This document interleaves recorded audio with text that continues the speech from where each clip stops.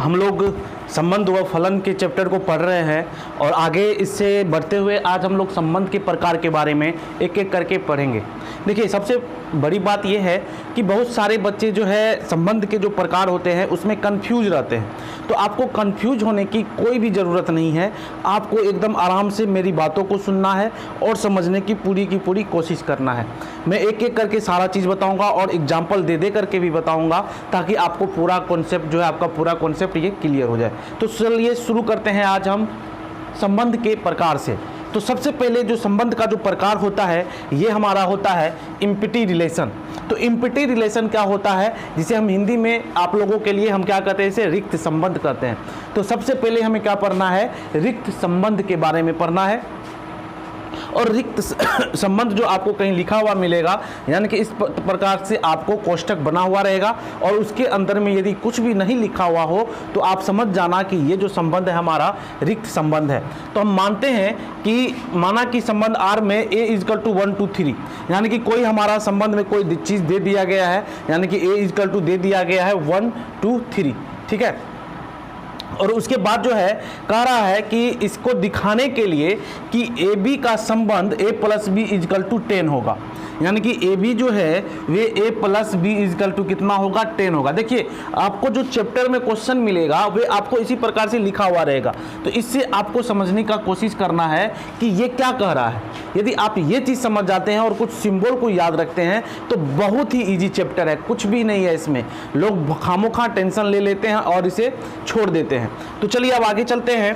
तो आपको कहा जा रहा है कि हम किस प्रकार से ये पता करेंगे कि यह हमारा जो संबंध है रिक्त संबंध है। तो सबसे पहले देखिए, आपको क्या दिया हुआ है कि A = 1 2 3 दे दिया गया है, ठीक है। तो अब हमें कह रहा है कि ये दिखाने के लिए कि A और B जो है ये क्या होगा, A + B = 10 होगा। तो अब हमें क्या करना है, कुछ नहीं करना है, A × A कर देना है। तो जब हम A × A करेंगे तो आप लोगों को मालूम है कि किस प्रकार से होता है, 1 का 1 के साथ मल्टीप्लाई, फिर 1 का 2 के साथ मल्टीप्लाई, 1 का 3 के साथ मल्टीप्लाई। कंप्लीट हो गया। आप 2 पे चलिए, 2 का 1 के साथ मल्टीप्लाई, 2 का 2 के साथ मल्टीप्लाई, 2 का 3 के साथ मल्टीप्लाई हो गया। अब 3 पे चलते, 3 का 1 के साथ मल्टीप्लाई, 3 का 1 के साथ मल्टीप्लाई, 3 का 2 के साथ मल्टीप्लाई, 3 का 3 के साथ मल्टीप्लाई। तो इस प्रकार से हमारा क्या हो गया, ये मल्टीप्लाई हो गया। तो हमारा ये टोटल जो है संबंध निकल करके आया, हर एक का संबंध निकल करके इस प्रकार से निकल करके आ रहा है, 3 1 3 2 2 3। अब देखिए, इसमें हमारा जितना भी संबंध निकल करके आया है, जो भी हमारा संबंध निकल करके आ रहा है उसको हम उठा करके देखते हैं, क्या ये A + B = 10 हो रहा है। तो चलिए देखते हैं। तो चलिए हम इसी को उठाते हैं। तो 2 + 2 = हमारा 4 हो रहा है, यानी कि इधर वाले को हम A मानते हैं और इधर वाले को B मानते हैं। तो A + B = हमें कह रहा है 10, लेकिन यहाँ पे क्या आ रहा है, 4 आ रहा है। तो नहीं, ये तो नहीं होगा। चलिए इसकी बात करते हैं। तो A हमारा यदि 1 है और B हमारा क्या है, 1 है, तो A + B यानी कि कितना हो जाएगा, 2 हो जाएगा। तो ये भी हमारा नहीं होगा। यदि हम इसकी बात करते हैं, 1 और 2 है, तो ये 1 और 2 जब होगा, तो 1 और जब 2 हो रहा है तो इसमें क्या हो रहा है, आप देख सकते हैं। दोनों को यदि जोड़ेंगे, क्या कहा जा रहा है, A और B को जोड़ने के लिए। तो A और B को जब हम जोड़ेंगे तो हमारा 3 आएगा, ना कि 10 आएगा। तो इस प्रकार से हम जितना भी हमारा संबंध आया है, हर एक को हम एक एक बार जोड़ करके देख लेंगे आपस में। तो कोई भी हमारा क्या है, जो दिया हुआ है कंडीशन, इस कंडीशन को इसमें कोई भी जो है फॉलो नहीं कर रहा है। तो इसका मतलब जो है ये जो रिलेशन होगा ये क्या हो जाएगा, इम्पिटी रिलेशन हो जाएगा, यानी कि ये रिक्त संबंध हो जाएगा। इस संबंध में इसके बात को कोई भी नहीं मानने के लिए तैयार है, इसीलिए ये रिक्त संबंध कहलाएगा। दूसरी भाषा में समझिए, आप अपने ठेठी भाषा में समझिए, यदि आपको क्वेश्चन बनाने के लिए दिया गया, ठीक है, कहा जाएगा कुछ भी क्वेश्चन है और डैश डैश भरने के लिए, ठीक है, आपको डैश डैश भरने के लिए बोला गया, तो आपको नहीं मालूम है, आपको ये चीज़ याद ही नहीं है, तो आप इसे क्या कह दोगे, छोड़ दोगे। तो जब छोड़ दोगे तो इसका मतलब ये क्या रह जाएगा, ये तो रिक्त रह जाएगा। उसी प्रकार से इसमें भी है कि ये आपको एक क्वेश्चन दे रहा है, ठीक है, और इस क्वेश्चन का हमें सॉल्यूशन मालूम निकल ही नहीं रहा है, यानी कि इस क्वेश्चन का हमें सॉल्यूशन निकल ही नहीं रहा है, जो चीज़ ये कह रहा है, तो हम क्या करेंगे, उसको छोड़ देंगे। इसीलिए वे हमारा क्या कहलाएगा, रिक्त संबंध कहलाएगा। चलिए अब दूसरे प्रकार के संबंध के बारे में पढ़ते हैं। तो चलिए अब हम संबंध के जो दूसरे प्रकार के हैं, यानी कि दूसरा जो टाइप है उसके बारे में पढ़ते हैं। तो ये हमारा होगा यूनिवर्सल रिलेशन। क्या होगा ये? यूनिवर्सल रिलेशन, जिसे हम क्या कहते हैं? सार्वत्रिक संबंध। उसे हम क्या कहते हैं? सार्वत्रिक संबंध। तो देखिए सार्वत्रिक संबंध क्या होता है कि वैसा संबंध जिसमें पूरा का पूरा जो भी हर एक कंडीशन के लिए क्या हो, सुटेबल हो जाए, हर एक कंडीशन के लिए क्या हो जाए, सुटेबल हो जाए। तो मान के चलिए आपका दिया हुआ है ये ए और बी, ए और बी दिया हुआ है, या इसे आप ए और ए जो भी कह सकते हैं। तो आपको यदि ये दिया हुआ है तो आपका दोनों जो हमारा कार्टेशियन प्रोडक्ट निकलेगा, यानी कि कार्तिकीय जो निकलेगा हमारा, तो वे टोटल का टोटल जो है जो क्वेश्चन में दिया हुआ रहेगा वे उसके बातों को वे क्या करेगा, उसके पूरे बातों के लिए पालन करेगा। यानी कि जितना हमारा संबंध निकल करके आएगा तो वे सभी का सभी जो है उस टोटल बातों को क्या करेगा, फॉलो करेगा। तो हम क्या कहेंगे कि वह यूनिवर्सल रिलेशन है, यानी कि सार्वत्रिक संबंध है, जिसका सिंबल हमारा क्या होता है? आर यू होता है। क्या होता है? आर यू होता है। देखिए अब आपको यहाँ पे क्वेश्चन से समझ में आएगा, मैं क्वेश्चन से बता रहा हूँ कि सार्वत्रिक संबंध क्या होता है। इससे पहले आपने क्या पढ़ा? अभी रिक्त संबंध के बारे में पढ़ा। रिक्त संबंध मतलब क्वेश्चन में कोई भी चीज ना मिले, यदि आपको क्वेश्चन में दिया हुआ है, ठीक है, और उसका रूल को जो भी हमारा संबंध निकल करके आ रहा है, ठीक है, जो कार्टेशियन प्रोडक्ट निकल करके आ रहा है उससे हम यदि चेक करते हैं, उसमें देते जाते हैं, तो वे हमारा की कोई भी मान वैसा नहीं निकल रहा था, जस्ट उसके अपोजिट को हम क्या कहते हैं? यूनिवर्सल रिलेशन, यानी कि सार्वत्रिक संबंध कहते हैं। मान के चलिए आपको 1A दे दिया है, एक सेट 1 और 2, और B दे दिया है 3 और 4, और कह रहा है कि यह सार्वत्रिक संबंध है कि नहीं, किस कंडीशन पे? R = AB। इसे हम क्या पढ़ते हैं? मैंने बताया था for all A - B is greater than equal to 0। तो चलिए हम देखते हैं किस प्रकार से इस क्वेश्चन को करते हैं, या इस बातों को समझने का सबसे अच्छा तरीका है इस क्वेश्चन से समझना।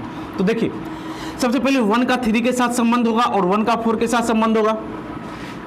1 का 3 के साथ, 1 का 4 के साथ, उसके बाद 2 का 3 के साथ और 2 का 4 के साथ, 2 का 3 के साथ, 2 का 3 के साथ और 2 का 4 के साथ। तो ये हमारा टोटल संबंध निकल करके आया, यानी कि कार्टेशियन प्रोडक्ट निकल करके आया। अब हम चेक करेंगे, अब हम ये चेक करेंगे कि जो A = हमारा 1 2 3 4 जो भी है, ये क्या हमारे इस कंडीशन को फॉलो कर रहा है? हमारा जो ये कंडीशन है इसको फॉलो कर रहा है। यदि देखिए क्वेश्चन में दिया हुआ है, ये आपका क्या है? कंडीशन दिया हुआ है। इस कंडीशन को यदि ये जितना भी संबंध है ये वेरीफाई यदि कर देता है कि तब हम कहेंगे जितना भी जो भी उठाओ, ये भी उठा करके इसमें देंगे तो उसका भी जो है ये जो कथन है सत्य हो जाएगा। ये वाला उठा करके इसमें रख देंगे तो भी कथन सत्य हो जाएगा। ये वाला भी रख देंगे तब भी कथन सत्य हो जाएगा। ये वाला भी रख देंगे तब भी कथन सत्य हो जाएगा। यानी कि इसको भी रखिए या इसको रखिए या इसको रखिए या इसको रखिए, आप किसी को भी रखिए तो कथन हमारा यदि सच हो जाता है, यानी कि इस बात को फॉलो करता है, तो हम क्या कहेंगे? यूनिवर्सल रिलेशन या सार्वत्रिक संबंध कहेंगे। ठीक है, तो देखिए ये एक प्रकार का क्वेश्चन है, मैं मान करके चल रहा हूं कि इस प्रकार से क्वेश्चन यदि आपको दिया हुआ रहेगा तो आपको ये दिया हुआ 1 2 3 4 A और B, सेट A और सेट B दिया हुआ है। यहाँ से हमको पता करना है, और ये कंडीशन दिया हुआ है, इस कंडीशन से हमें पता करना है कि ये सार्वत्रिक संबंध है या नहीं। तो चलिए सबसे पहले हम इस वाले में ये जो हमारा क्या है, ये साँचा है, इस साँचा में क्या करना है? गेहूं को गिराओ। तो इस साँचा में जब गेहूं को गिराएंगे तो A हमारा कितना है? 1 और B हमारा कितना है? 3 और कह रहा है ग्रेटर देन इक्वल टू 0।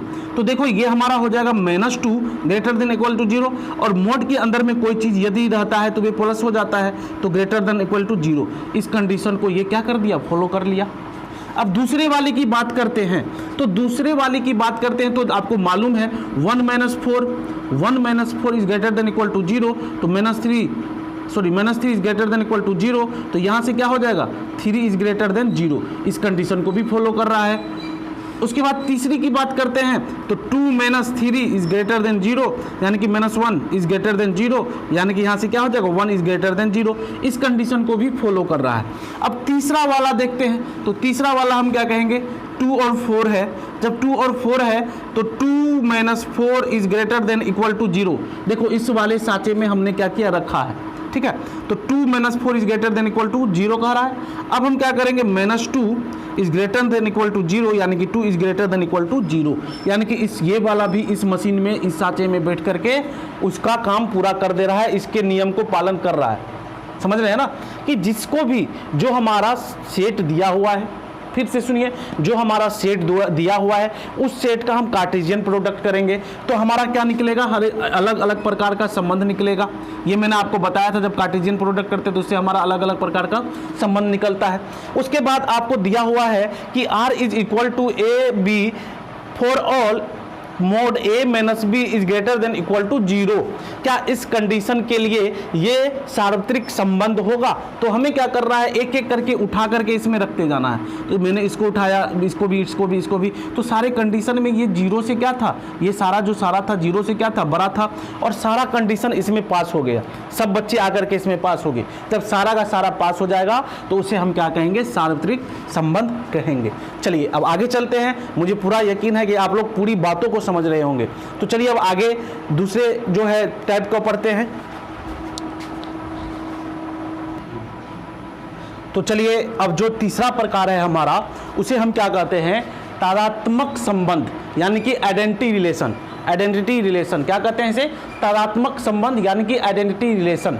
तो ये आइडेंटिटी रिलेशन क्या होता है, तो देखिए the identity relation is a set of all order pair, यानी कि जितना भी हमारा ऑर्डर पेयर में जितना भी संबंध आएगा वे हमारा क्या होगा, ऑर्डर पेयर में। ऑर्डर पेयर मतलब मैंने आपको बताया था कि ऑर्डर पेयर क्या होता है, जो भी है तो इस प्रकार से लिखा होना चाहिए, ये अकेला नहीं होगा, ठीक है। तो इसे हम क्या कहेंगे, ऑर्डर पेयर।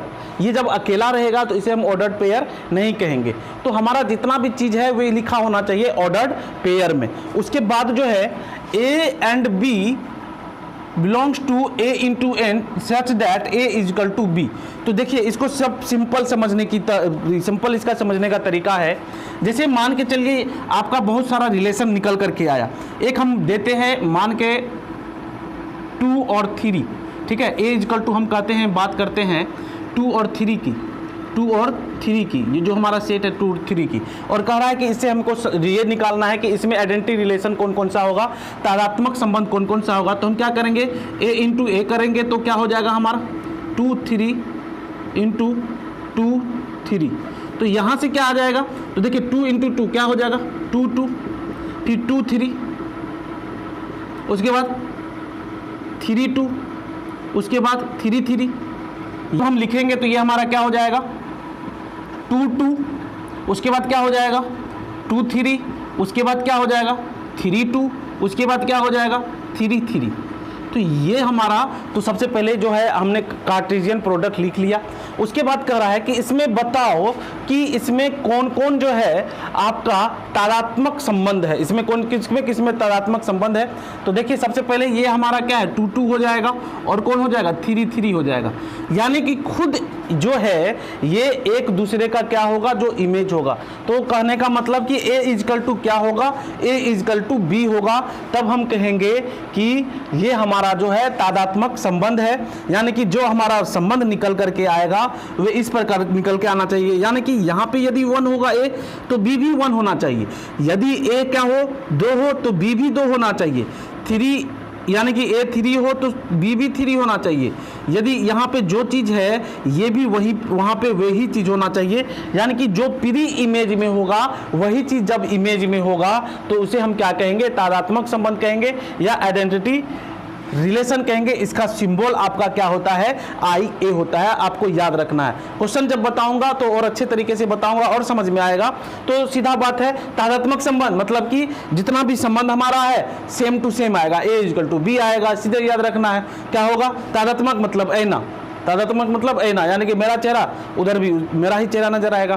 तो ये बात आपको याद रखना है कि तादात्मक संबंध क्या होता है, ये इमेज होता है। क्या होता है, एक दूसरे का इमेज होता है। क्लियर है। तो ये हमारा हो गया तादात्मक संबंध। ठीक है, तादात्मक संबंध मतलब कि जितना भी हमारा संबंध होगा, जितना भी हमारा संबंध होगा वे क्या होगा, A is equal to B, A is equal to B, A is equal to B, A is equal to B, A is equal to B. ठीक है, तो हम कहेंगे कि ये हमारा जो है तादात्मक संबंध है। यानी कि image gives element gives image itself, यानी कि हर एक का इमेज खुद होगा, वे हर एक का खुद वे 2 इमेज होगा। ये जैसे 3 है तो इसका खुद 3 होगा, A है तो खुद 3 A है तो खुद A होगा। तो इसे हम कहेंगे तादात्मक संबंध। चलिए अब आगे पढ़ते हैं। तो अब चलिए इसमें है इन्वर्स रिलेशन, यानी कि हम अब पढ़ेंगे प्रतिलोम संबंध के बारे में। किस चीज़ के बारे में? प्रतिलोम संबंध के बारे में। प्रतिलोम मतलब क्या होता है? आप लोग जानते हैं कि उल्टा होता है, यानी कि ये पेन यदि इस प्रकार से है तो हम कहेंगे कि ये इसका प्रतिलोम है, मतलब ये क्या हो जाएगा? इधर हो जाएगा। यानी कि ये वाला जो भाग था ये ऊपर था, अब प्रतिलोम यानी कि उल्टा कर देंगे तो क्या हो जाएगा? नीचे हो जाएगा। सेम बात यहाँ भी है, कोई भी ज़्यादा दिमाग लगाने की बात नहीं है, सेम बात है, बहुत ईजी है। तो इन्वर्स रिलेशन क्या होता है, यानी कि प्रतिलोम संबंध क्या होता है? प्रतिलोम संबंध में मान करके चलिए, यानी कि जो भी हमारा रिलेशन दिया हुआ होता है, जो भी रिलेशन निकल करके आता है, उसी को हम जब उल्टा कर देते हैं तो कहते हैं कि ये जो रिलेशन आया है, ठीक है, ये जो रिलेशन आया है ये क्या है? उसका उल्टा है। जैसे मान करके चलिए बाप और बेटा, बाप और बेटा एक हमारा रिलेशन निकल करके आया है। इसी को यदि हम बेटा और बाप लिख दें, ठीक है, बेटा और पिता लिख दीजिए, अच्छा नहीं लग रहा है, पिता लिख दीजिए, तो बेटा और पिता, तो देखिए दोनों का संबंध तो चेंज नहीं होगा ना, बेटा और पिता है तो दोनों तो बाप बेटा ही है, ठीक है ना, दोनों तो बाप बेटा ही है। लेकिन क्या हो गया कि अब हम पहले बेटा लिखे तब पिता लिखे, तो सिर्फ चेंज हो रहा है, रिलेशन तो वही है ना, पिता और बेटा को पहले बाप बेटा को हो या बेटा पिता को हो, दोनों तो बात बराबर ही है, लेकिन इसमें ये चीज़ चेंज हो रहा है कि बोलने का तरीका चेंज हो जा रहा है, लिखने का तरीका चेंज हो जा रहा है, ठीक है ना।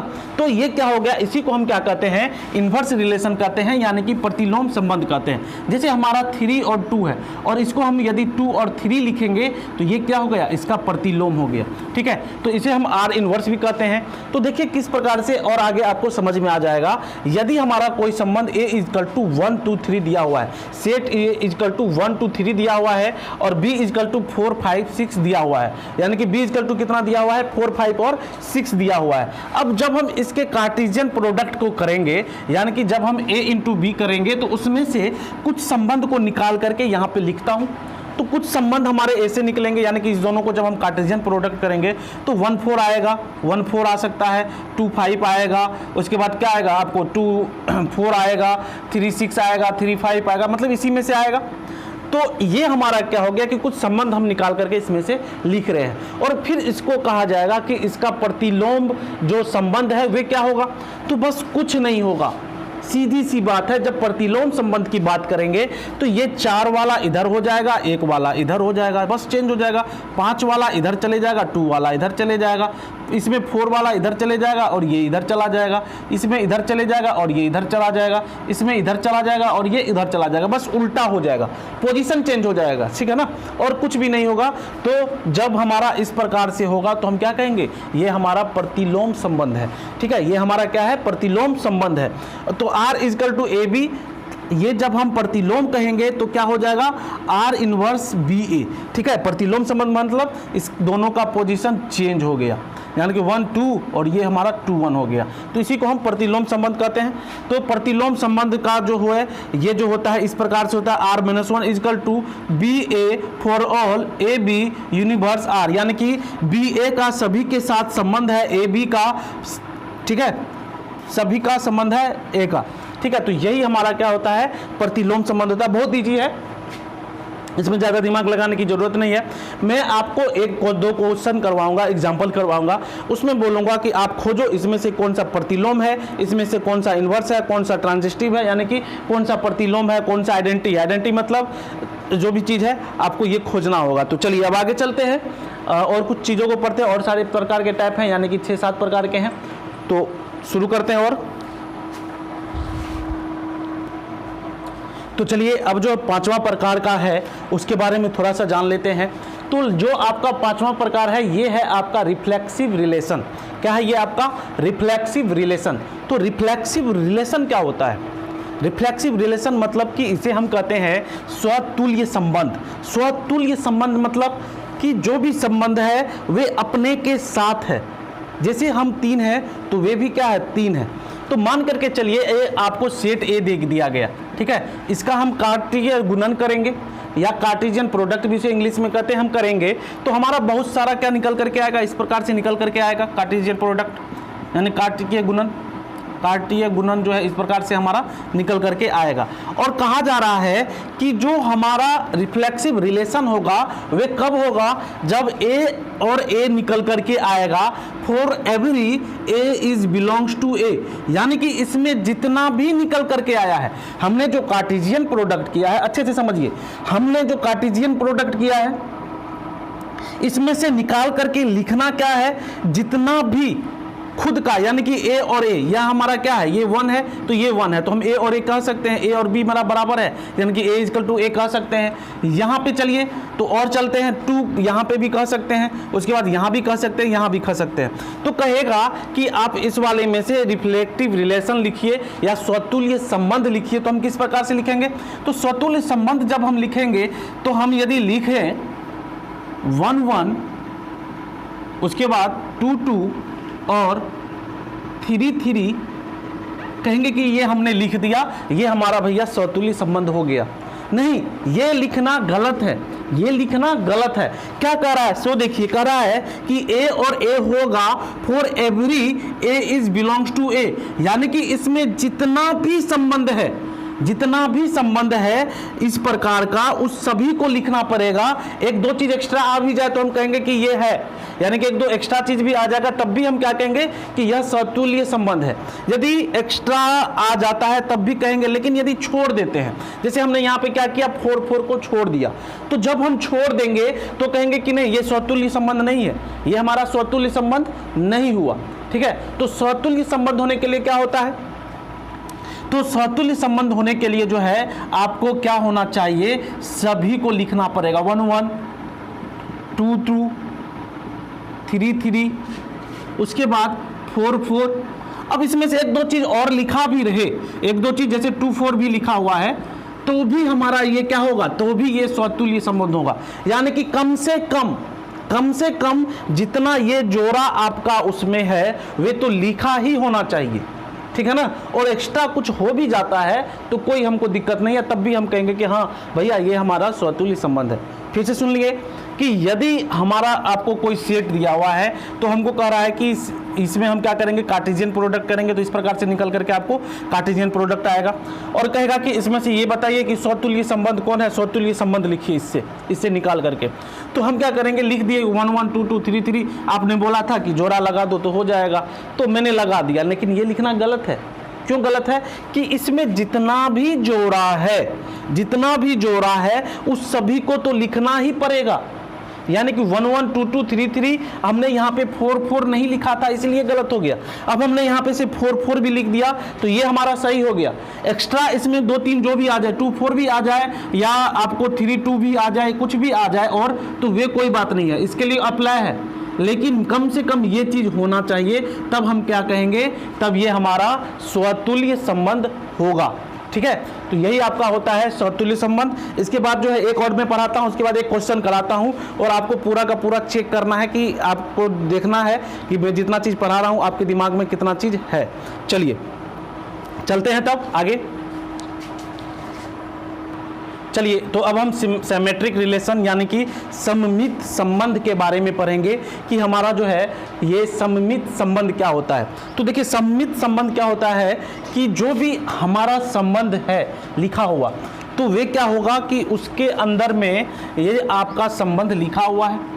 ठीक है, तो इस रिलेशन के अंदर में हमें ये देखना है कि ये आपका ए है और ये आपका बी है, तो बी और ए क्या इसमें है, तो देखते हैं। तो चलिए 1 और 2 है, तो इसे यदि हम बी ए और ए कहेंगे तो क्या हो जाएगा, 2 और 1 हो जाएगा, तो हाँ इसी के बगल में है। चलिए, ये दोनों कंडीशन पास हो गया। अब दूसरा देखते हैं, तो ये ऑटोमेटिक ए और बी है, तो खुद बी और ए है। अब इसका देखते हैं, यदि ये ए और बी है तो इसमें इस संबंध में बी और ए भी है। तो कहने का मतलब सिमेट्रिक संबंध यानी कि सममित संबंध में जो भी आपका संबंध दिया हुआ रहेगा, उसका जो है आपको जस्ट उल्टा वाला, यानी कि आप उल्टा कहने का मतलब क्या है, आपको इन्वर्स उसमें मौजूद यदि होगा तो हम क्या कहेंगे कि यह हमारा सममित संबंध है। अब हम एक क्वेश्चन करते हैं और उस क्वेश्चन से समझने की कोशिश करते हैं कि किसको हम सममित संबंध कहेंगे और किसे हम और किसे हम स्वतुल्य संबंध कहेंगे। तो चलिए एक क्वेश्चन करते हैं जल्दी से और पूरा का पूरा समझ लेते हैं कहानी क्या है हमारा। चलिए तो अब जो है एक एग्जाम्पल हम कर लेते हैं, तो इससे हमें जो है सममित संबंध और स्वतुल्य संबंध समझ में पूरा आ जाएगा, यानी कि सिमेट्रिक रिलेशन और रिफ्लेक्सिव रिलेशन क्या होता है ये चीज़ हमें समझ में आ जाएगा। हमने 4 क्वेश्चन आपको दिया है और 4 क्वेश्चन से हम सॉल्यूशन लिखेंगे कि हमारा ये जो है सिमेट्रिक है कि नहीं, यानी कि सममित संबंध है कि नहीं, और स्वतुल्य संबंध है कि नहीं, यानी कि रिफ्लेक्सिव रिलेशन है कि नहीं। यहाँ पे मैंने एस लिखा है, यहाँ पे आर लिखा है, क्योंकि आपको सममित एस ही यानी कि 100 और 100 ही नज़र आ रहा है, इसलिए कन्फ्यूजन हो जाएगा, इसलिए मैंने इंग्लिश वाले वर्ड को लिया है। ठीक है, तो सबसे पहले हम चलते हैं इस वाले में संबंध में। तो सबसे पहले हमको कह रहा है कि सममित संबंध। तो सममित संबंध कहने का मतलब क्या होता है कि जो हमारा संबंध होगा वे क्या होगा, जो भी हमारा संबंध होगा, अभी जस्ट मैंने पढ़ाया था, ये यदि 1 है और ये यदि 1 है तो क्या होगा, ए बी है तो इसमें बी ए मौजूद होना चाहिए, तो बी ए मौजूद है। तो चलिए ये वाला तो पास हो गया, अगले वाले के पास चलते हैं। यहाँ पे ए है और ये बी है, तो खोजिए इसमें कहाँ पे बी और ए है। तो ये तो बी ए नहीं है, ये हमारा बी ए नहीं है ना, ये 1 2 है, तो हमें 2 और 1 मिलना चाहिए था इसमें। तो 2 और 1 कहीं भी नहीं है, तो 2 और 1 कहीं भी नहीं है, इसीलिए ये हमारा कंडीशन फेल हो गया। तो हम क्या कहेंगे कि ये हमारा जो है सममित संबंध नहीं होगा।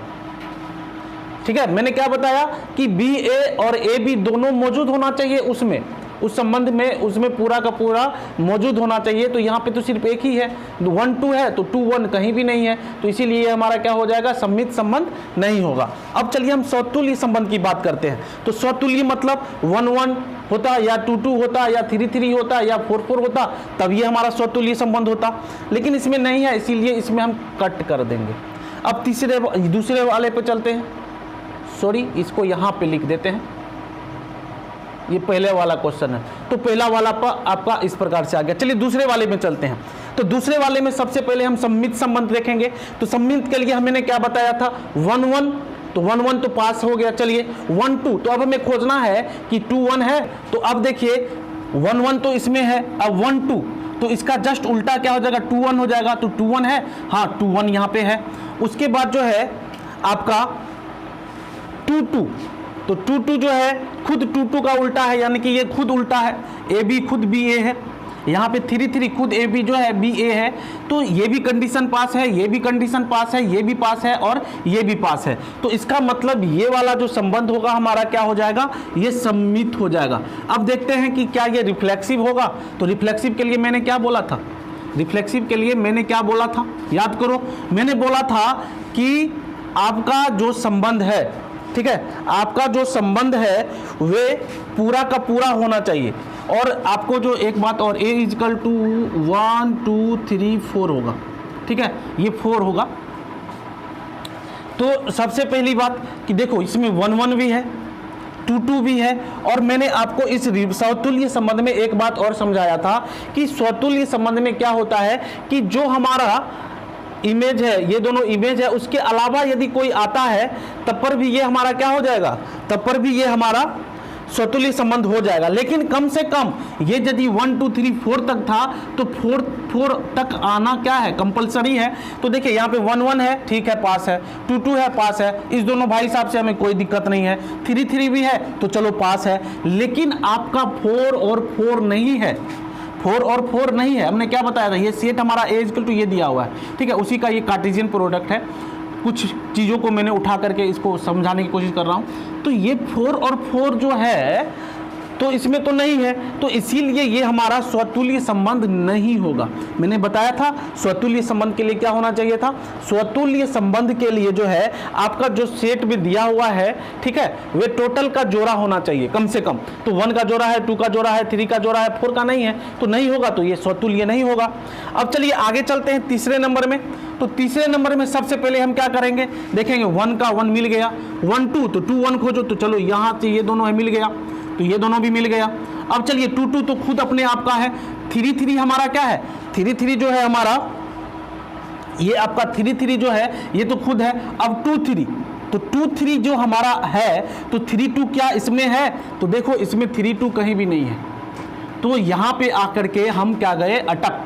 यहाँ पे हम आ करके गए अटक, यानी कि ये तो खुद है आपका सममित, ये खुद इसका ये वाला सममित है, और 2 2 तो खुद अपने आप का सममित है, 3 3 खुद है, लेकिन 2 3 क्या है, 2 3 खुद सममित नहीं है, इसका हमको खोजना पड़ेगा 3 2, तो 3 2 इस वाले में कहीं भी नहीं है, इसीलिए ये जो है आपका सममित संबंध नहीं होगा।